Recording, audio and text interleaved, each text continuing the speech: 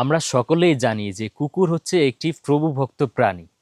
কিন্তু আগেরকার যে কুকুরগুলো ছিল সেগুলো হচ্ছে প্রভুভক্ত প্রাণী। আপনি দেখেন একজন মালিক যখন এই বিপদে পড়েছে, দেখেন কুকুরটি কিভাবে তাকে সাহায্য করতে এসেছে। দেখেন ওকে বাঁচানোর জন্য যাচ্ছে কুকুরটা।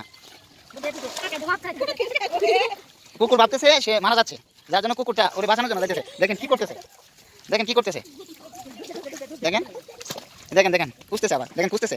এই দেখেন দেখেন দেখেন ধরতে যায়, ও যেন মারা না যায়। দেখেন পুষতেছে, দেখেন দেখেন পুষতেছে, দেখেন পুষতেছে, দেখেন।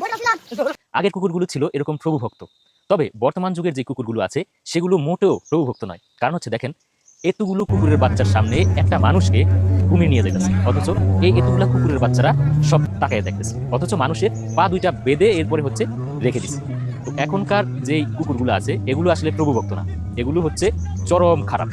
এখনকার মানুষগুলো যখন বিপদে পড়ে তখন এই কুকুরের বাচ্চাগুলো আর বাঁচাতে আসে না। কিন্তু দেখেন যেখানেই একটা কুকুরের বাচ্চা বিপদে পড়বে সেখানেই কিন্তু মানুষগুলো দৌড়ে যায়। মানুষগুলো এরকম কুকুরের বাচ্চাগুলোর মতো তাকায় তাকায় দেখে না, মানুষগুলো এরকম কুকুরের বাচ্চার মতো ভিডিও করে না।